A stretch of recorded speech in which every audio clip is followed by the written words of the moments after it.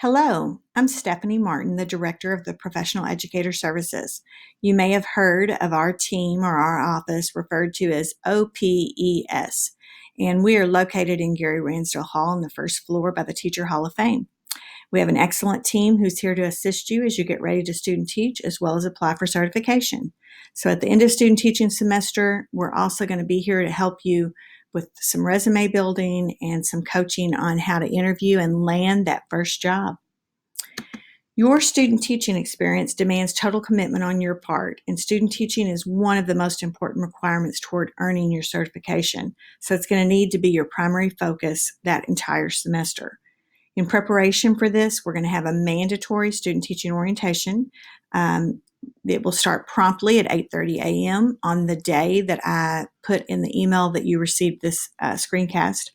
And we want to remind you not to be late and to come prepared. There's a couple of things I'm going to ask you on this short screencast to do prior to that orientation day. So we're looking for people to come prepared for that and be on time. You could win maybe a gift card or two or some other prize just for being on time at 8:30 a.m. Central Standard Time, as well as coming prepared with the document that I'm going to talk to you about, as well as just being an active participant that morning. So come learn a lot and maybe win a prize. Also, by dressing the part, we're going to ask you to be in business casual. Being dressed in business casual means no jeans, no shorts, no leggings, and no yoga pants. Dress for the orientation meeting day like you will for student teaching. And being a professional educator means that you are prompt, prepared, and dressed appropriately. So the best way to do that is to be on time, 8:30 a.m. Central Standard Time.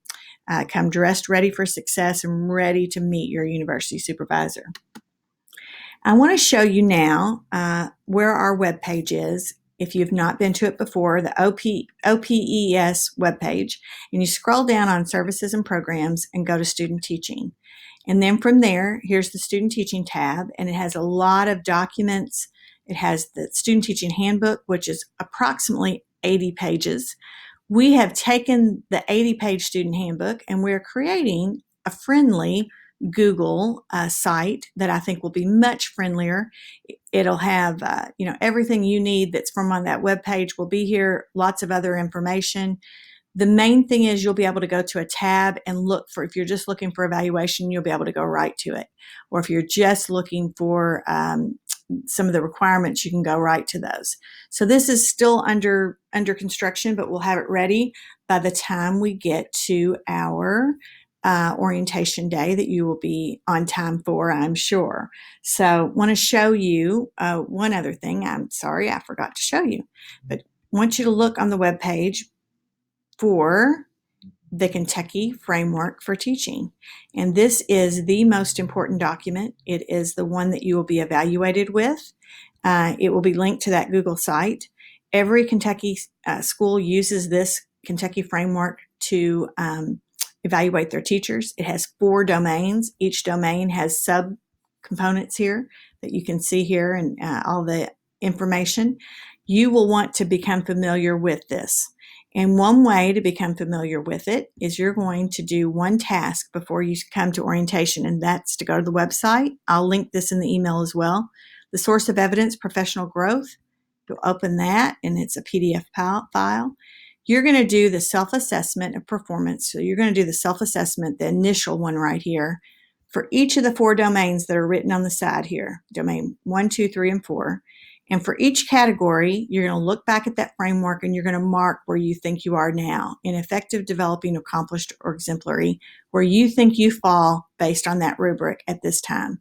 This is the initial one. I'd like you to bring that to the orientation, and I'll put a little information in the email about that, because your university supervisor will want to discuss that with you, as well as your cooperating teacher when you meet her or him. Now, another thing you're going to do, and you'll learn a lot more about this, but just briefly, I'll tell you about the student teaching binder, and there is information on our webpage about it. But also you should know that this binder is something you will do throughout the student teaching semester. It can be hard copy or electronic version, such as a Google site. If you choose to do a Google site, and your university supervisor will work with you on that, if they're allowing you to do it that way, it'd be a great e-portfolio addition to a resume later, because it's something you could put all the evidence you do throughout, can be added to a resume. And I think school districts really are looking for that kind of thing now. Please note, though, this less is more. It's quality over quantity. This is not every single document that you do during student teaching or every artifact or evidence. We want this to be quality, reflective of your accomplishments. You will be formally observed at a minimum of 4 times during the student teaching, and just know that the lesson plan form and the post-observation reflection form, as well as the university supervisor, will be using a new evaluation document. We're going to show all of that at our orientation meeting. And just know they're all right now. The old forms are still on the website, but by that day, they will be on the new Google site for you to do. At the orientation meeting, that starts at 8:30 a.m. Central Standard Time, by the way. There's a little hint for you that I am really looking for professionalism on that day. I'm hoping everybody's on time. If you have not yet, Cindy White is still waiting for a few of you, I think, to show your professional liability insurance. That is a requirement of all the school districts, regardless of where you're student teaching, that you have that. One way to get it is to join a professional organization. There's 3 listed there that you could have joined. Joining it also, besides the professional liability insurance, gives you great opportunity for professional development, networking, and other great opportunities for growth. During student teaching, you attend EDU 489 seminars, and we're going to be doing some things with you with those for certification paperwork, as well as resume building, and some of those things will happen throughout the semester. So your task before our orientation day is to review the Kentucky Framework for Teaching and to do your initial assessment, self-assessment of the 4 domains on your professional growth plan. Bring that self-assessment with you that day for your university supervisor to look at, and you might win a prize. So we want everybody to have the most successful student teaching experience. It all starts with your level of professionalism and that you show us on this first day of orientation by being prompt, 8:30 a.m. Central Standard Time, being prepared, having your initial self-assessment completed, and being dressed appropriately. I look forward to seeing everybody at 8:30 a.m. Central Standard Time on the day that was emailed to you. Go Tops!